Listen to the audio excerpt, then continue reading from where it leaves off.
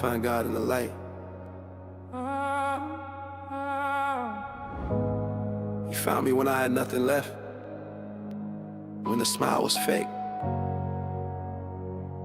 and the pain was real. Yeah. I was lost in my thoughts, fighting demons at night, laughing in public but dying inside. They saw confidence, I saw a cage. Every mirror reflected my age and my pain.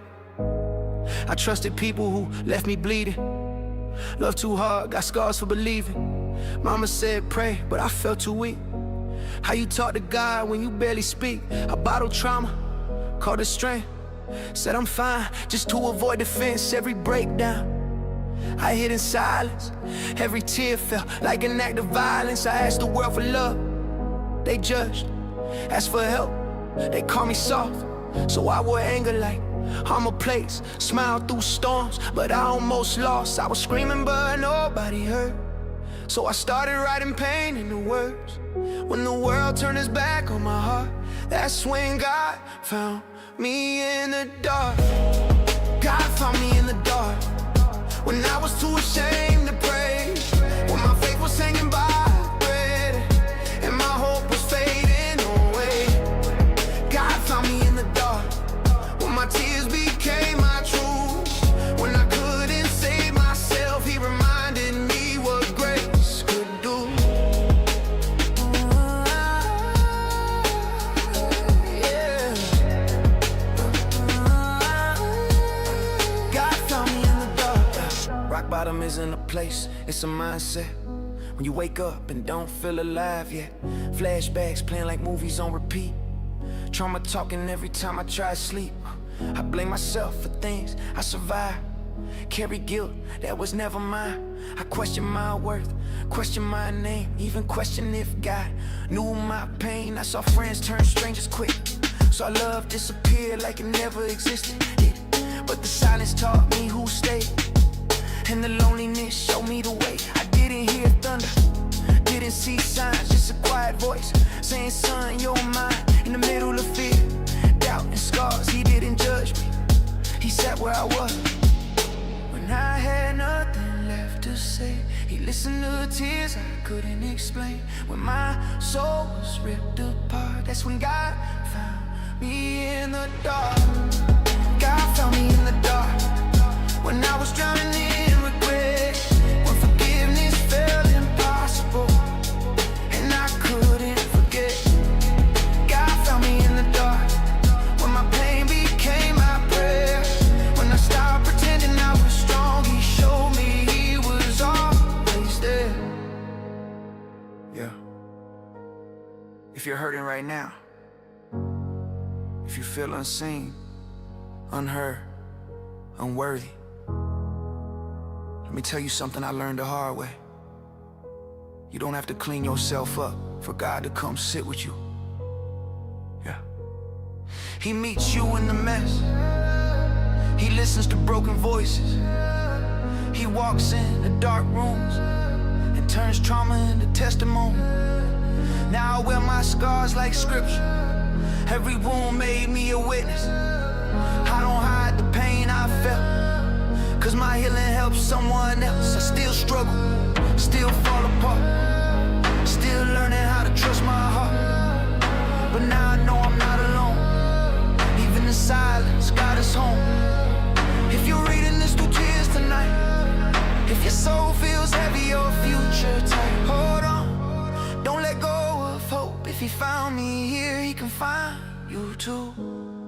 God found me in the dark, when the night wouldn't end, when I hated who I was, but He loved who I am. God found me in the dark, turned my pain into art. If this song reached your heart, it's proof God finds us where we are.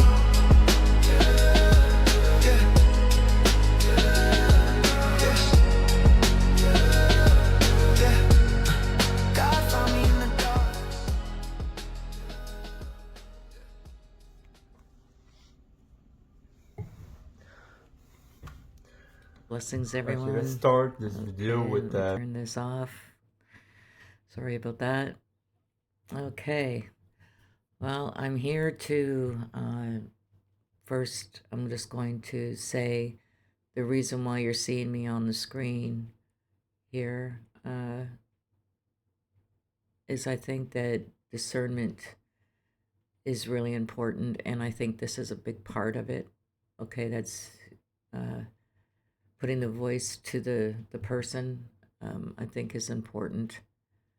You know, I won't be doing this all the time. I'm just going to be doing this, and you'll find me in the corner somewhere sometimes. But I don't think I'll be showing myself on it, every time. But we'll see. I don't know what tomorrow will bring, so I really couldn't tell you. I'm very surprised I'm even doing this, and I've got this far.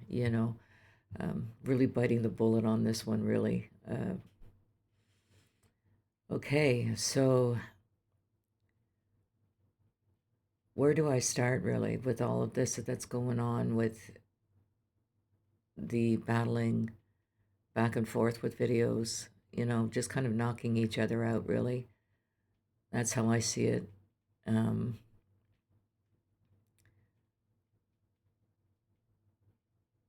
what's gotten me the most was Jonathan Clegg and his, you know, um, color coding and cryptic messages, and you know, I mean,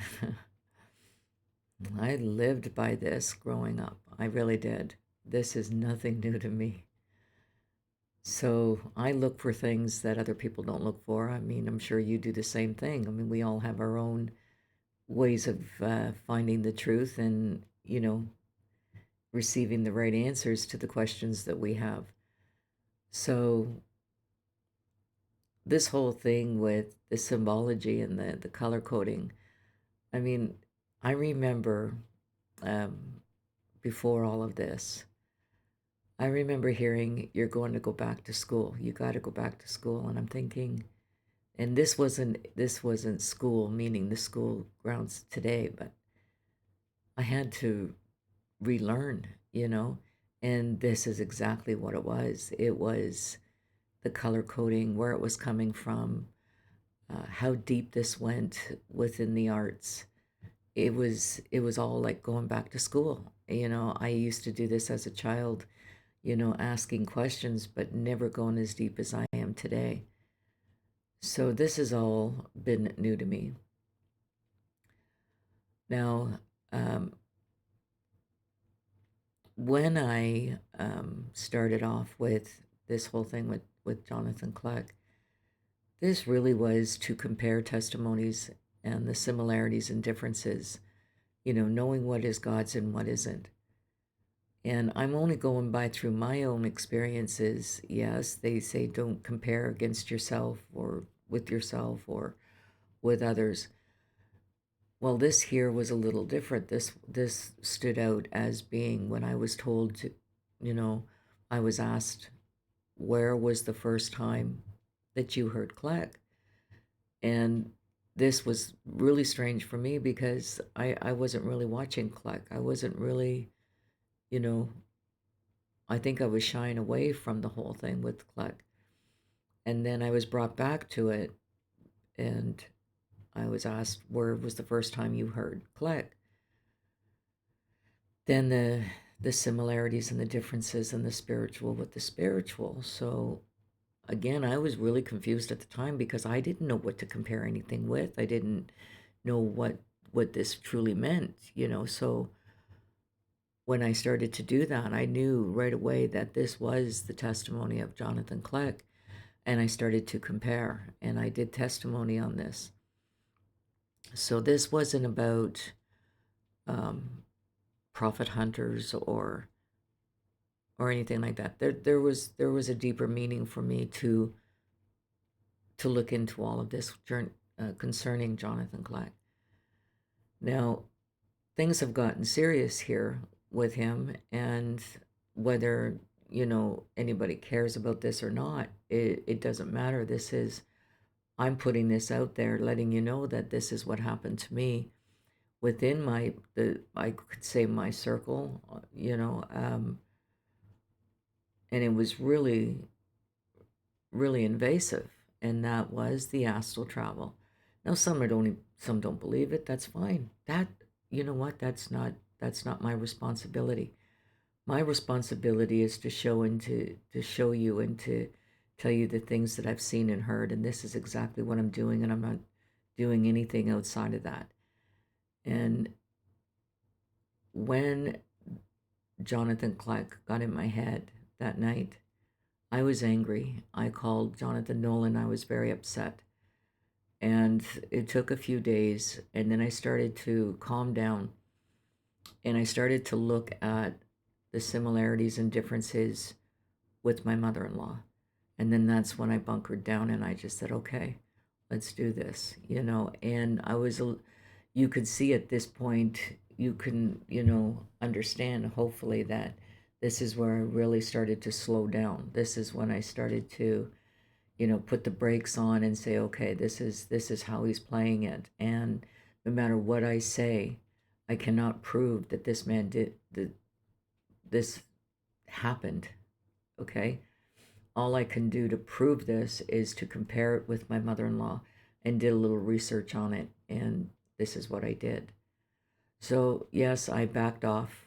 I backed off a little bit, knowing what he is capable of doing. So then the phone calls. Every time Jonathan and I would talk, Jonathan would always say, "Did you hear the beep? Did you hear the beep?" Because, of course, this is what he's really sensitive to at this point because he knows something's going on and he's being very aware of what's happening. And yes, I heard, some beeps.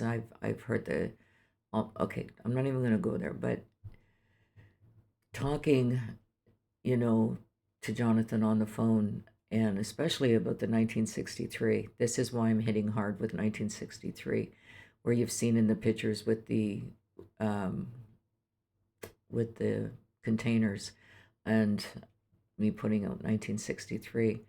1963 was the year that I was born. I was born 2 weeks after Kennedy, which makes, for me, it's always that connection with Kennedy.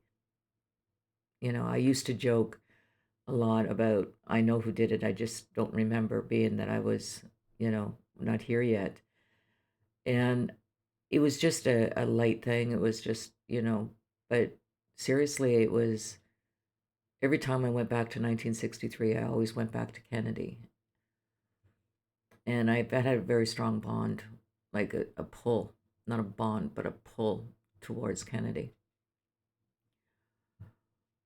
Well, when I'm seeing this video about 1963, what happened in 1963, it was like a window that was opening because I was going back to 1963. I knew that I had to go back to 1963, but again, I didn't know where to look, so I went straight to Kennedy, like I always do. And it didn't take long for me to find out the things that I found out, which I'll be talking about a little later on, and I'll be showing you some pictures. But this here was just like a shake of the head that, all right, so I'm on the right path. Now, meaning when I said that, when I was going through this, you guys were all going on about the Black Pope, the Pope Leo, Francis, you guys were, talking and touching on this, and I was touching on the same thing, but in the year of 1963. And it was following this video that really shocked me because it was what came up after that. And again, it was an answer to the question, why was Jonathan Kleck in my backyard? What's going on with Google with the picture of my vision being reversed? Now, yes, this is personal. No, I'm not making anything up. This is Detroit. This is Windsor, the bridge, the river, all of it that you're looking at is right where I'm standing. And the vision that was given to me at the age of 12 in 1975, when I saw this standing at the river and looking and connecting the vision, I knew that this was a location. Okay, this it's as far as I got with this, is that it was a location. Now, in the vision, I see the river between the two cities. I see the I see Detroit City, but it's in a dome. It's inside of a dome and it's red. I see I know the tunnel and the bridge, and that's exactly as I seen it at the age of 12 in 1975. So this was location, okay? So then when I saw the picture of the Google, I knew right away I was looking at my vision but reversed. And I also remembered that this is a location, okay? So that in the dream in 2016 was unraveling what it was and what the vision that I received in 2000, in 1975, it started to unfold. Everything started to unfold. Like even within the dream, I had it in three parts as I received the vision, and it was the fires that I saw that were on top of the mountains. There was fires. This is where I'm looking over to my left. And then as we're descending down the mountain, I see this valley. There's this officer who's got the wrong colors. He doesn't have the right uniform. Something's wrong here. And it had everything to do with all ages, from the oldest to the youngest. So when we get to the bottom of the mountain, that's when I see the object above my head. Now, why is this happening? Why is Google going after this? And Jonathan Kleck coming over and putting his whole doctrine right into it. So this was a question that I had, what was happening here? And I received the answer, and it followed the video that I'm about to show you in a minute. Okay, so all of this came together for me. This was all these moving parts that were going on. I was learning how to do the computer, understanding the glitches that go along with the program, finding out how to fix it, this sort of thing. So there is still a lot of moving parts. So this is why I haven't touched anything that was going on in Jonathan Nolan's house or anybody else's house.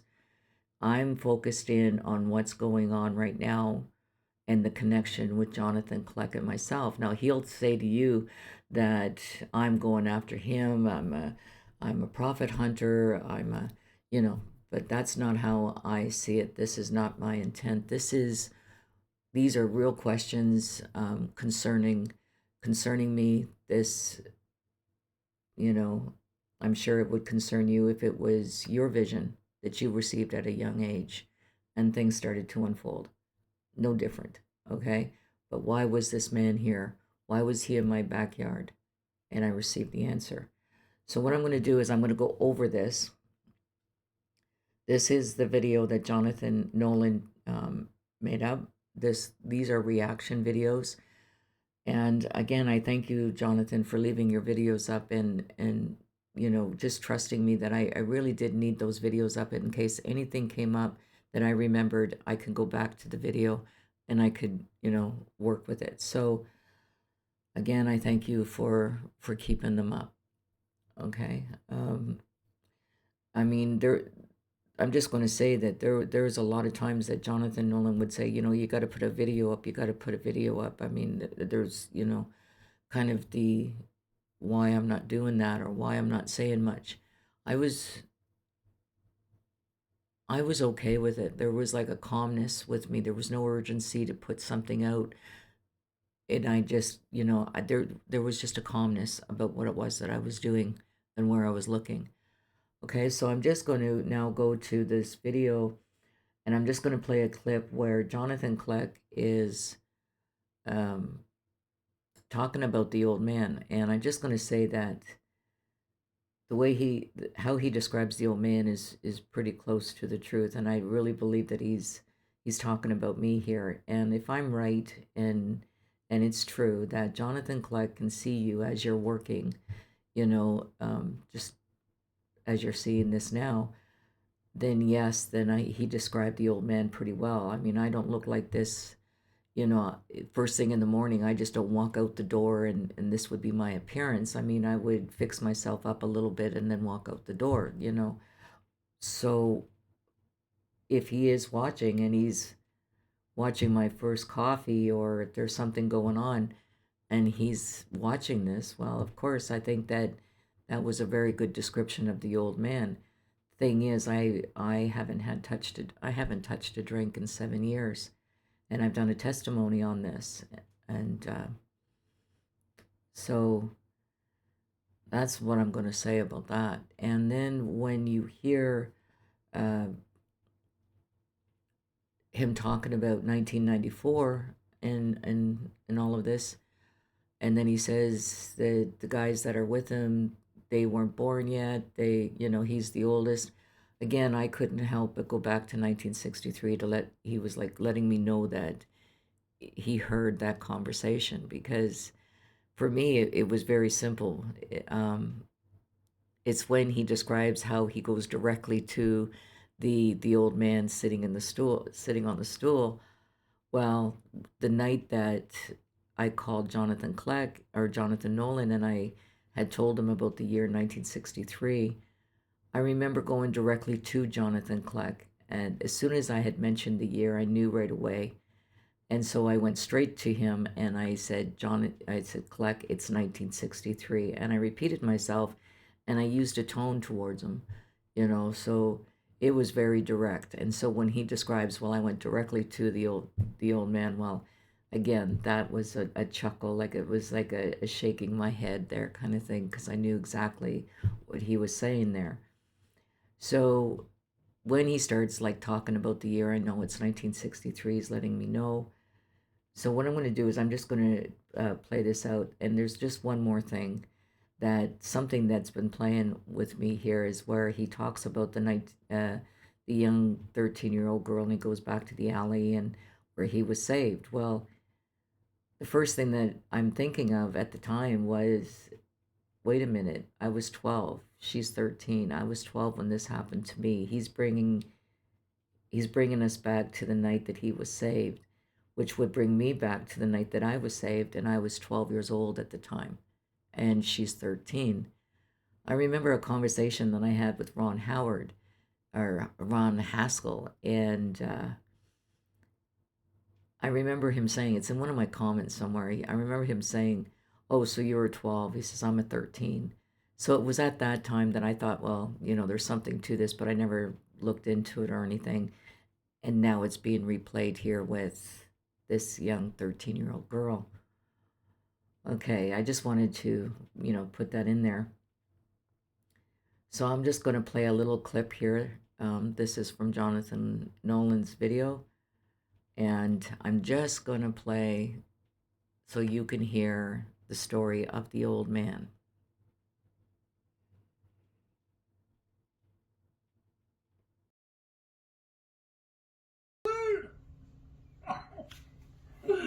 I was like, no, I'm here to talk with this young lady and her mom, and now some guy at a bar is like, oh, you remember the Quaalude? I'm like, what the hell?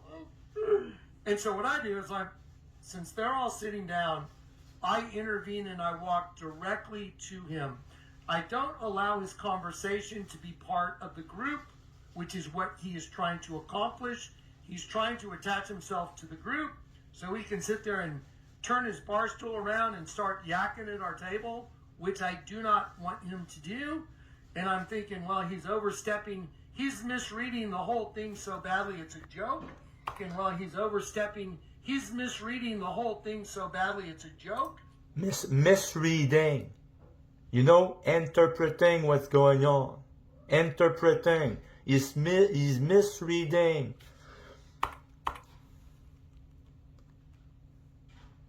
And start yakking at our table, which I do not and trying to accomplish. He's trying to attach himself to the group so he can sit there and turn his bar stool around and start yakking at our table, which I do not want him to do.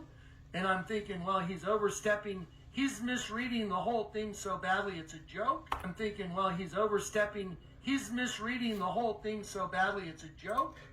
Jonathan Clegg saying that someone random man was overstepping and not respecting boundaries. But what about when he overstepped boundaries and he showed up at the house of Kelly Barr as using the astral travel? Kelly Barr reported seeing in astral projection, Jonathan Clegg was trying to get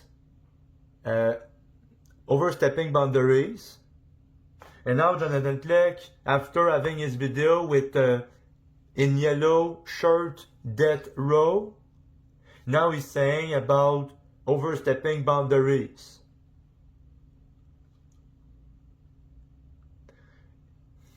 Not allowing conversation, but listening to our every conversation. Down and start yakking at our table, which I do not want him to do. And I'm thinking, well, he's overstepping. He's misreading the whole thing so badly it's a joke. And I'm thinking, remember the Quaalude. And so when he says that, I intervene. They're all sitting down. And I look at the guy and I go, you know what? I remember in the 70s and the 80s, the Quaalude, there were more cars wrecked because of that pill than any. He goes, oh, no, I'm not talking about the pill. I'm talking about the drink. And I'm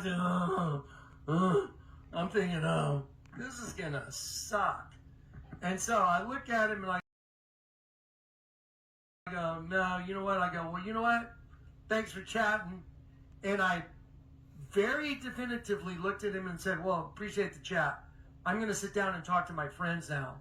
Like, I'm sitting down to talk to my friends now. You go over there. So as soon as I start to turn around, you remember 1994? Okay. When he said that, I was just like, nah, what the hell, dude?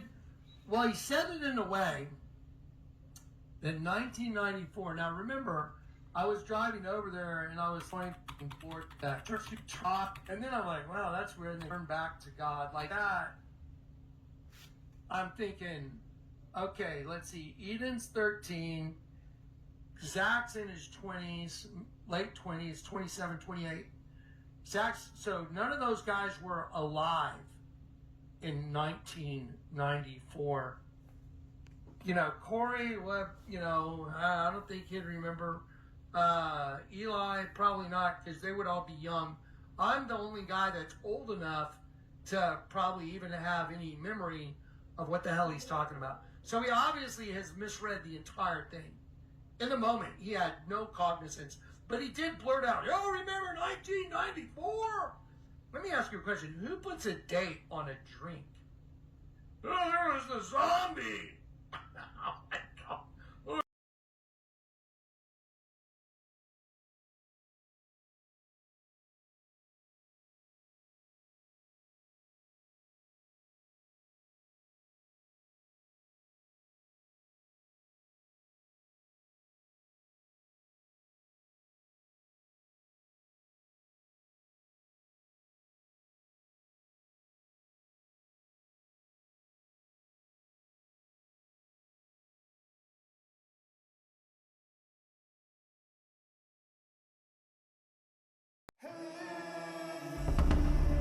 On the night of June 29, 1963, just days after Pope Paul VI was elected, the most powerful and secretive ritual in modern church history reportedly took place. Not on the news, not in public, but deep within the Vatican itself. Former Jesuit priest and Vatican insider Malachi Martin didn't just hint at it, he exposed it. And he didn't speak in riddles. He called it what it was, the enthronement of the fallen archangel Lucifer. That's not symbolic language. That's a direct accusation that a ritual was performed inside the chapel of St. Paul in the Vatican, a ritual meant to spiritually install Satan at the heart of the Catholic Church. Martin didn't pull this out of thin air. He had access to intelligence from high-level clerics. He spoke 6 languages fluently, translated Dead Sea Scrolls, worked in close proximity to popes, and served in the Vatican under Cardinal Ba. This wasn't some guy with a conspiracy blog. This was a man with real credentials, real sources, and the guts to say what most priests would never dare whisper even on their deathbed. He detailed all of this in his book Windswept House. And before you say, it's just a novel, Martin made it clear multiple times, the events in that book are real. The characters are fictional, but the storyline was drawn from actual insider knowledge. In fact, during interviews, he said he had to write it as fiction just to avoid being silenced, or worse. According to Martin, on that night in 1963, 2 ceremonies were held simultaneously, one inside the Vatican and another in South Carolina, USA. They were connected, coordinated.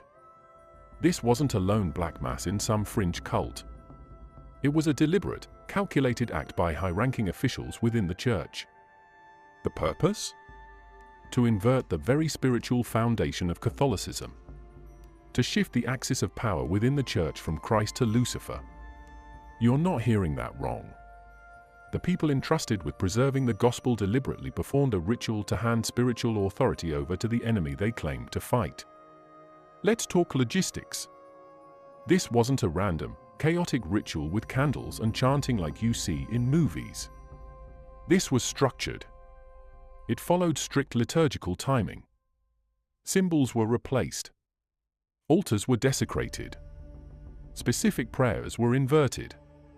Key clergy were present. And the ritual was reportedly designed to be irreversible. The enthronement wasn't some theatrical protest, it was a binding pact. Martin claimed that the ceremony used actual relics from church history, items taken from ancient archives and catacombs. The location inside the Vatican was chosen for a reason. The Chapel of St. Paul isn't a public space.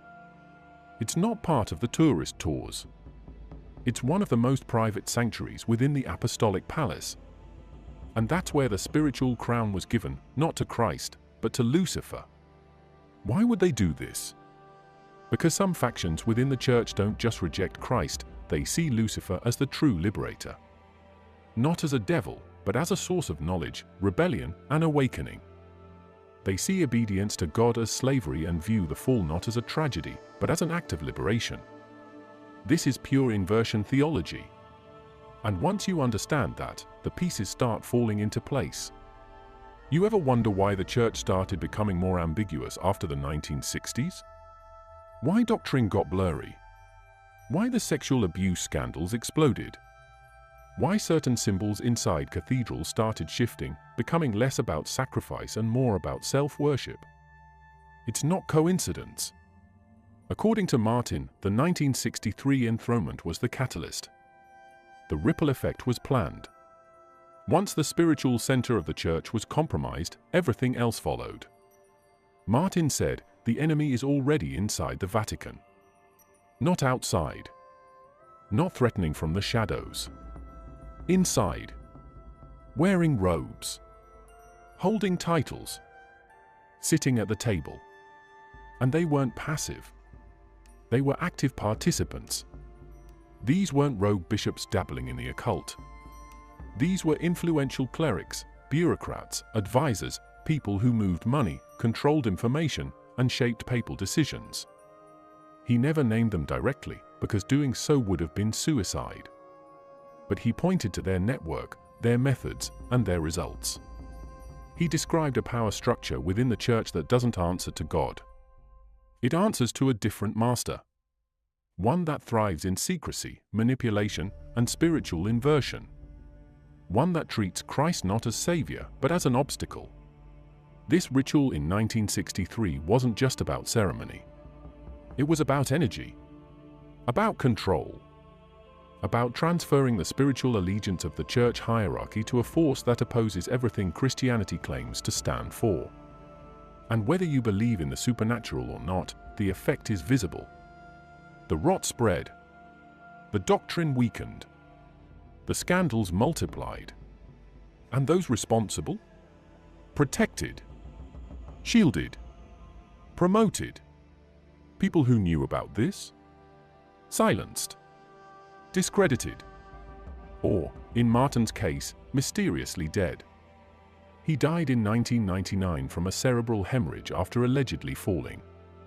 Some say he was pushed. Others say he was cursed. He had warned close friends before his death that he was being watched, that his phones were tapped, and that he wasn't safe.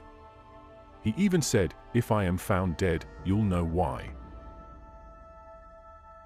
In June 1972, Pope Paul VI stood before the faithful and said something no pope had ever said before. He declared, and I quote, "The smoke of Satan has entered the sanctuary of God." That wasn't metaphor. That wasn't poetry. That was a direct, public acknowledgement from the highest spiritual authority in Catholicism that something dark had penetrated the core of the Church. And it wasn't external. It was already inside. The Vatican didn't try to explain it. They buried the line under layers of vague interpretation. Some claimed he was referring to cultural change, secularism, or confusion after the Second Vatican Council. But that's not how insiders understood it. According to Malachi Martin, Pope Paul VI had reached a breaking point. The internal chaos had reached levels even he couldn't suppress anymore. Doctrinal integrity was collapsing. Liturgical discipline was disintegrating. Priests were abandoning their vows in record numbers. But none of that was random. It wasn't a natural evolution. It was engineered disruption, triggered from within. By 1972, Paul VI had already spent nearly a decade battling forces within his own administration. And no, we're not talking about liberal theologians. We're talking about coordinated factions with institutional power, pushing an agenda that had nothing to do with the gospel. There were bishops drafting documents that diluted essential church teachings. Cardinals promoting practices that blurred the line between Christianity and occult philosophy. The Pope knew. He watched it unfold. And he couldn't stop it. You want to know how deep this went? Let's talk about Paul VI's inner circle. After the council, he surrounded himself with so-called reformers. These weren't theologians concerned with pastoral care. These were operatives, men with diplomatic immunity, banking access, and global networks. Names like Cardinal Villot, Archbishop Bugnini, and others. Men who held keys to both the doctrinal machinery and the financial systems of the Church. Bugnini, for example, was the architect of the post-Vatican II liturgical reforms. But behind the scenes, he was accused, repeatedly, of Freemasonic affiliation. Malachi Martin reported that Bugnini's personal files included correspondences with secret societies. Eventually, Bugnini was exiled to Iran by Paul VI himself after those connections became impossible to ignore. But the damage had already been done. The new liturgy was already in place. The Mass had been stripped of its theological weight. Sacred rites reduced to theatrical performance. And the faithful didn't even realize it. Paul VI wasn't naive. He saw the system mutate. He watched as bishops who once defended doctrine began embracing relativism. He witnessed how moral teachings were undermined not through open revolt but through subtle reinterpretation. Confession became optional. Celibacy became negotiable. Hell became allegorical. And all of it was sold to the public as compassion and progress. By the early 70s, seminaries were imploding. Vocations collapsed. Nuns were abandoning their habits. Priests were leaving the church to get married, or worse, being quietly relocated due to internal scandals. And the Vatican's response wasn't outrage. It was containment. Image management. Public relations over purification. There were moments Paul VI tried to fight back. In 1968, he released Humanae Vitae, reaffirming the Church's opposition to artificial contraception. The backlash was instant. Bishops ignored it. Theologians ridiculed it. Catholic universities rejected it. And the Pope? He fell into what some close to him described as a deep depression. He reportedly said, there is a great unease. At this moment, in the world and in the church is experiencing a period of self-destruction. That's from his own mouth. That's not speculation. That's the pontiff admitting, in plain terms, that the institution he led was actively tearing itself apart. Malachi Martin believed Paul VI was spiritually isolated. His own curia didn't serve him, they obstructed him. Information was filtered. Decisions were delayed or sabotaged. Papal instructions were reinterpreted on their way down the chain of command. Martin even alleged that key documents from the Pope were edited without his full knowledge before being circulated. That's not incompetence. That's infiltration. There were also mysterious deaths during this era. Vatican archivists, bankers, priests, people who asked the wrong questions or saw the wrong files. They disappeared. Their deaths were ruled natural or accidental. But in almost every case, the records were sealed. Witnesses went silent. Journalists were warned. And the Pope? He aged rapidly. He was visibly shaken in his later years. In private meetings, he allegedly wept. Not out of piety, but from helplessness. Because he realized the machine was no longer under his control. He had become a prisoner inside the apostolic palace, surrounded not by servants of God, but by administrators of an agenda he couldn't fully name. Malachi Martin wasn't guessing. He knew names, factions, documents, and the real structure of power inside the Vatican. And he made it very clear there were two churches operating under the same roof. The Church of Peter, faithful, doctrinal, structured under apostolic tradition, and what he called the superforce. This wasn't just some metaphor for modernism. The superforce was a real, internal network, strategic, well-funded, ideologically driven, and actively hostile to the foundational teachings of Christianity. They didn't just disagree with doctrine. They wanted to dismantle it, gut it, and replace it with something else entirely. The superforce was not some rogue element of misfit clerics. These were high-ranking prelates, diplomatic attachés, academic theologians, and yes, financial operatives embedded in the IOR, the Vatican Bank. This force was working in parallel with the official church structure but had its own agenda, its own chain of command, and its own liturgy.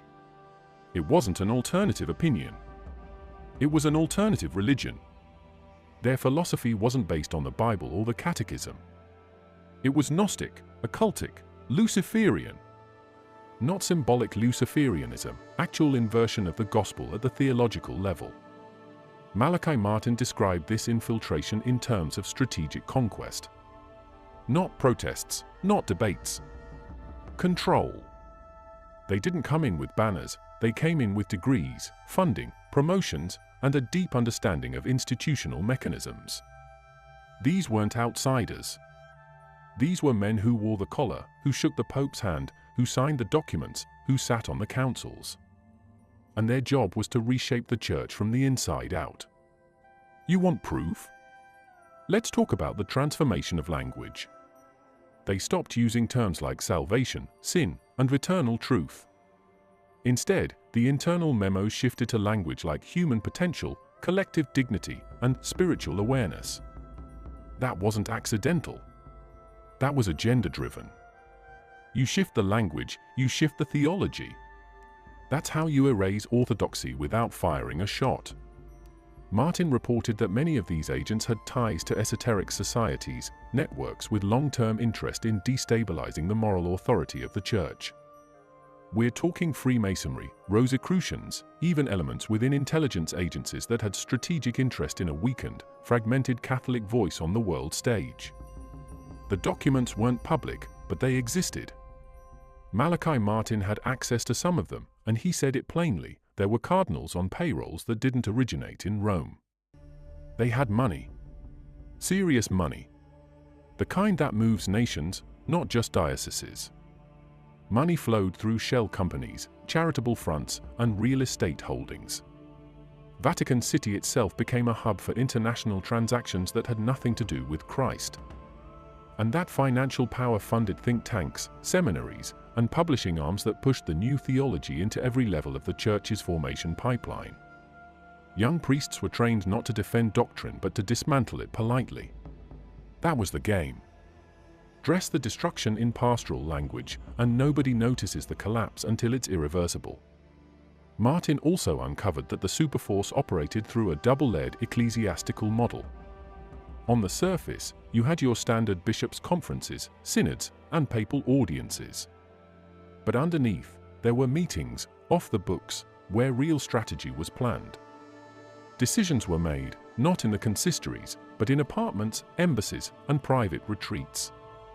That's where the real church policy was formed. And it was handed down with precision. You either cooperated, or your career vanished. One of Martin's most damning claims was that even conclaves, yes, papal elections, were not immune to this influence. He never claimed to know the outcome of votes, but he exposed the lobbying. The alliances formed. The blackmail deployed. You think it's a sacred event of prayer and reflection. That's what they want you to think. Behind the red doors, deals were made. Promises exchanged. Files opened. And the man who walked out dressed in white often owed more to political favors than to the Holy Spirit. The superforce wasn't interested in theological arguments. They operated on infiltration, compromise, and leverage. Their goal wasn't to convince the faithful. Their goal was to control the flow of information. Rewrite the catechism slowly. Insert ambiguity into once clear teachings. Undermine Marian devotion, reframe the Eucharist, neutralize exorcism theology, and treat hell as a myth. That's not decentralization. That's subversion. Malachi Martin said that some of these men at the highest levels were perfectly possessed. Not just spiritually compromised, fully aligned. He described them as hollowed out, doctrinally vacant, but strategically brilliant. They could recite scripture on command, but there was nothing behind their eyes. No faith. No conscience. Just an agenda. And they weren't isolated cases. They were part of a grid. Let's talk about the architecture. Not the tourist brochure version with the statues and golden ceilings. I'm talking about the parts of the Vatican they don't show you. The locked rooms. The sealed chapels. The subterranean halls where history was buried, literally. Malachi Martin didn't just expose theology. He pointed straight to locations inside the Vatican walls that had been repurposed, reconsecrated, not to God, but to something else. These weren't abandoned spaces. These were operational sanctuaries for private ritual, coded chambers where liturgy was inverted and symbols re-engineered. You think the Vatican is just marble and incense? Look deeper. It's a fortress.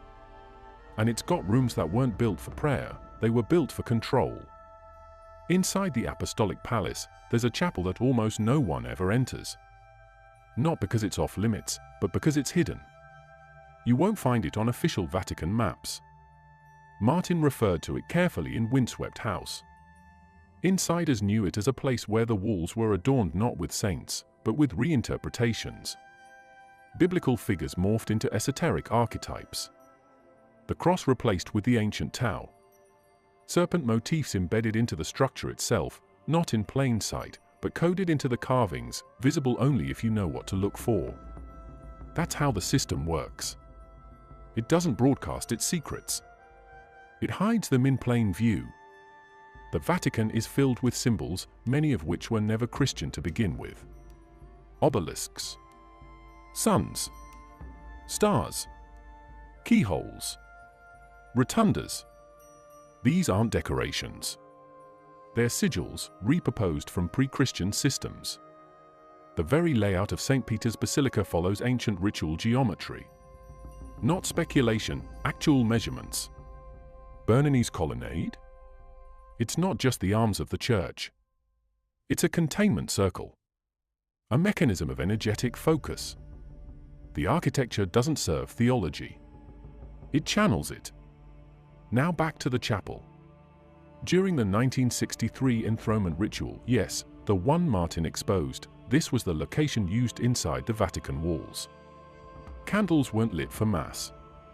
They were arranged for directional purpose. The altar wasn't used for communion. It was inverted. And relics, actual bones, parchments, artifacts, were brought in, not for veneration, but for activation. That's the word Martin used. Activation. A spiritual portal was opened. And the rite wasn't conducted by laymen. It was performed by clerics with authority, men who held real positions in the hierarchy. There's another layer here, and it's physical. The Vatican is built above an ancient Roman necropolis. You've heard of the Vatican grottos. But the deeper level? The one tourists don't enter? That's where the real secrets are.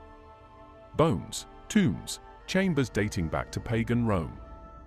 It's not folklore. It's on record. They literally built the church on top of a death cult city. And Martin believed certain parts of this understructure were deliberately left intact, preserved, because they served a purpose in certain rituals. Sound crazy? Explain why access to those lower levels is restricted to a few archivists and Swiss Guard operatives with top-tier clearance. Martin described one space beneath the Vatican archives where the air changed. Not metaphorically. The temperature dropped. The smell shifted. And the walls were covered in soot, not from candles, but from something older. Blackened carvings that had been scrubbed but never removed. In that room, according to his sources, relics were stored that were never catalogued. Items recovered from excavations, from catacombs, from Eastern monasteries long abandoned. Amulets. Scrolls. Statues. Not of saints, but of entities with names you won't find in any Catholic missal. He described a particular object, locked in a climate-controlled vault, an altar stone removed from a burned-down monastery in France, linked to the Cathars.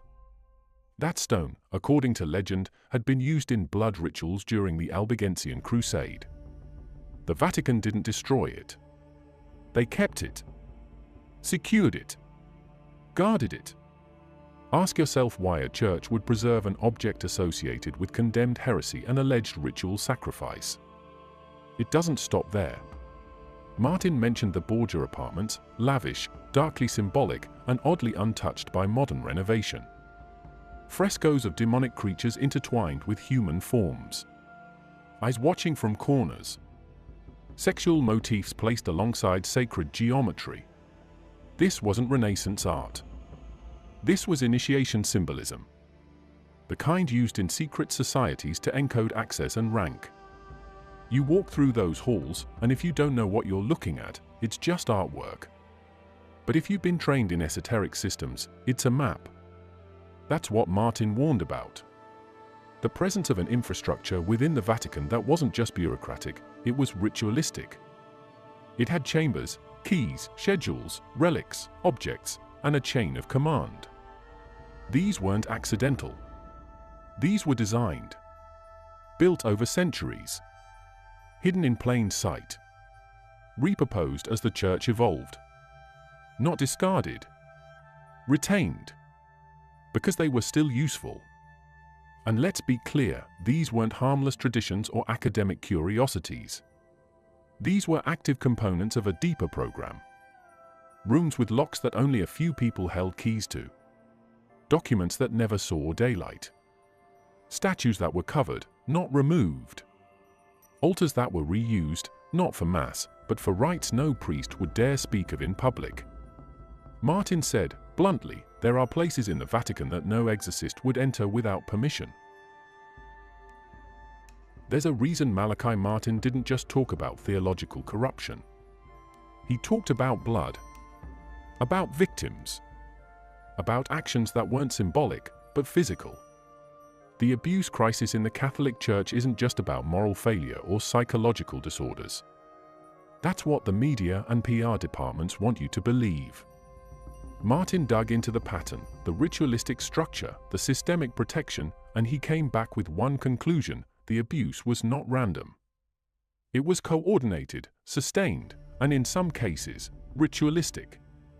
These weren't just predators. They were practitioners. Martin said it straight. Some of the worst acts of abuse were sacrificial. Not in the metaphorical sense. Actual acts carried out in line with ancient rituals designed to desecrate innocence. Why? Because within certain dark belief systems, the destruction of innocence carries immense spiritual energy. These people didn't stumble into sin, they used it. They believed in its power. And they were protected from the very top. Let's be precise. The victims were overwhelmingly children. Not just boys. Children. And the perpetrators weren't just parish priests in isolated rural towns. They were seminary instructors, bishops, theologians, men with access to formation centers and international diocesan networks. These were not isolated incidents. These were pipelines, patterns, protected routes of movement. And whenever a case broke open, the process was always the same: deny, relocate, silence. Martin said this protection was not incompetence. It was a design. He pointed to the Jesuit network in particular. Not all Jesuits, but factions within, who created theological cover for these acts. You think I'm exaggerating? Look into the writings of certain liberal theologians from the 1970s and 80s who redefined sin, who rejected objective morality, who said desire was sacred regardless of context. They weren't theorizing. They were providing ideological cover for real abuse. Martin had sources who described ceremonies held during closed spiritual retreats, events where abuse took place alongside inverted prayers, in buildings owned by the church but restricted to internal clerical access. Victims weren't just assaulted, they were used. Used in rituals that mocked the sacraments. Inverted baptisms. Profaned Eucharists. Even parodies of ordination rites. This is real. Multiple victims across different countries, different decades, described scenes too consistent to be coincidence. And let's not forget how the Vatican responded, not by firing, not by imprisoning, but by shifting. Pedophile priests were moved across borders with full institutional support. Bishops who covered up decades of abuse were promoted. Vatican officials stonewalled investigations, blocked access to documents, and claimed pontifical secrecy to withhold evidence from criminal courts. Martin wasn't surprised. He had warned that the church had become a fortress of silence, where evil was not just tolerated, it was institutionalized. There's more. One of Martin's most disturbing claims involved what he called ritualized desecration. He said certain acts were not simply crimes, they were offerings. Read that again. Offerings. The abuse wasn't always hidden out of shame. Sometimes it was documented internally, passed among a circle of clerics who saw it as part of their practice. Martin claimed some high-ranking clergy kept journals, not for repentance, but as records of performance. He said there was a system of advancement among these circles, those who participated, those who protected, those who facilitated.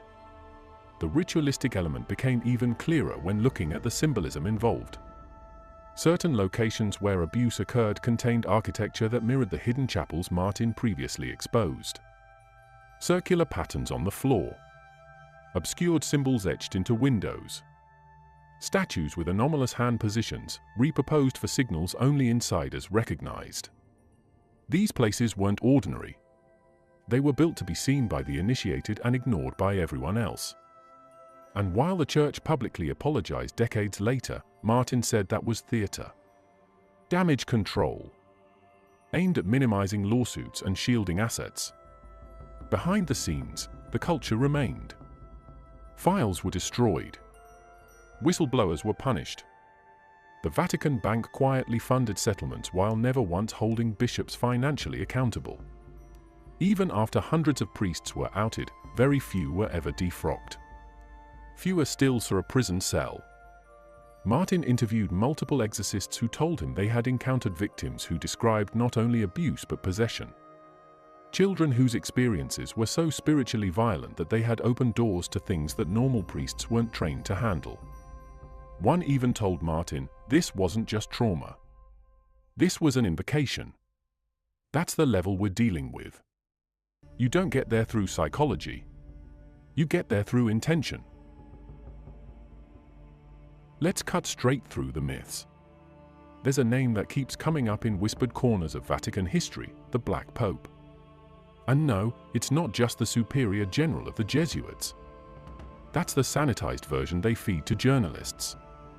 Malachi Martin described something far more dangerous. A shadow authority inside the church. A force that operated parallel to the visible papacy. Not in contradiction, but in domination. A second papacy, one you don't see on balconies waving to the crowd. One that doesn't dress in white but rules in silence, through fear, leverage, and blood loyalty. Martin wasn't speculating. He worked inside Vatican intelligence. He handled top-level documents. He had direct contact with clerics who were silenced, transferred, and in some cases, found dead. His claim was simple and brutal. There exists within the Vatican a hidden leadership structure that serves an entirely different master. A spiritual chain of command not rooted in Peter or Christ, but in inversion, Luciferian ideology operationalized through ritual, finance, and diplomacy. You want names? He never gave them directly. Not because he didn't know, but because if he did, he'd be dead in 24 hours. But he did give clues. He described a network of cardinals and curial officials who met regularly, off the record, in private apartments and embassies. Men with dual allegiances, clerical on the outside, something else behind closed doors. These weren't rebels. These were architects.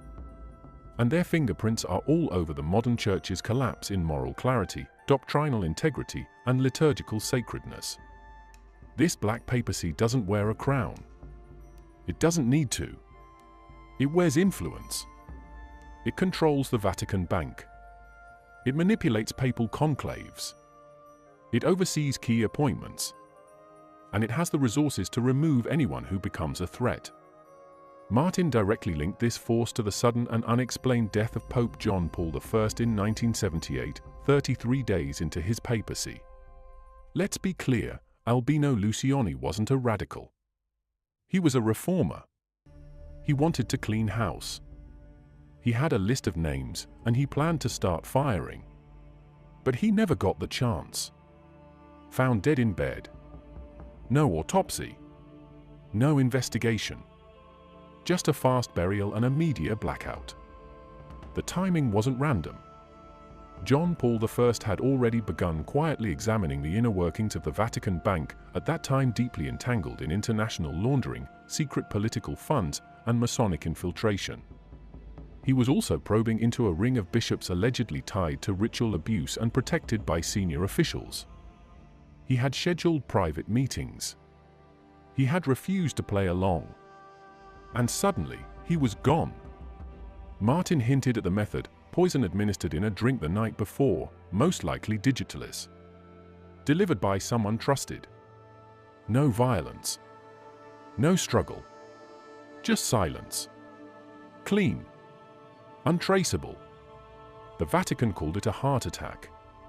But insiders know the truth: he was neutralized.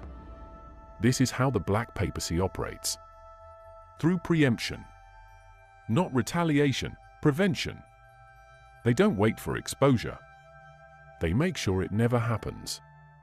Martin said that certain bishops had their phones tapped by other clerics. Not civil authorities. Internal Vatican intelligence. If you were suspected of disloyalty to the shadow order, you were marked. Sometimes you were sidelined with fake charges. Sometimes exiled to a meaningless diocese. And in extreme cases, eliminated. Martin also described the use of spiritual manipulation at the highest levels. Not just political pressure, but occult influence. Black masses performed in Rome.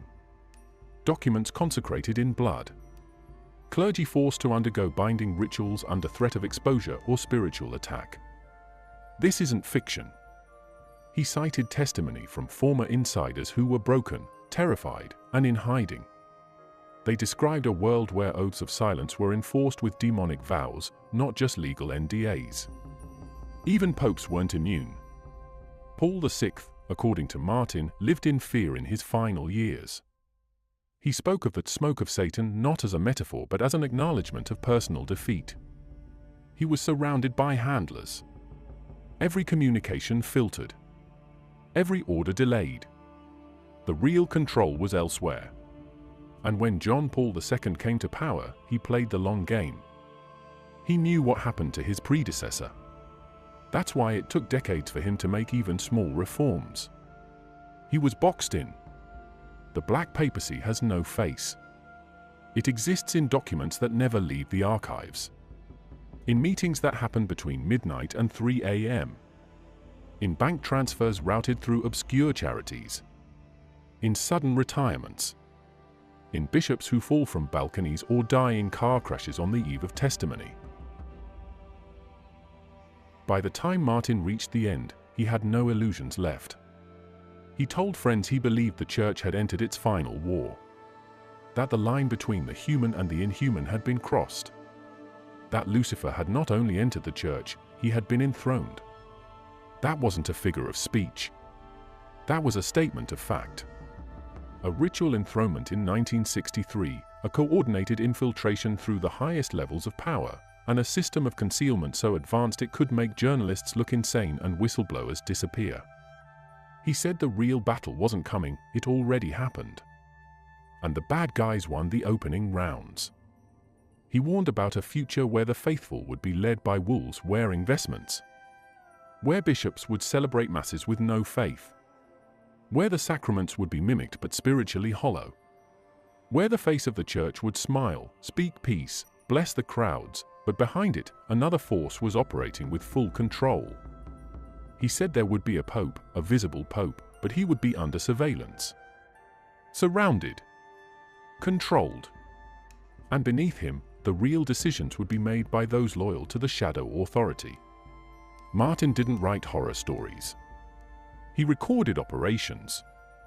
He mapped out a system of esoteric domination that used the structure of the church like a parasite. A parasite that needed the church's legitimacy to survive, but whose purpose was to hollow it out, invert it, and eventually destroy the last traces of apostolic truth. This was about more than theology. This was about control. Psychological, spiritual, and geopolitical.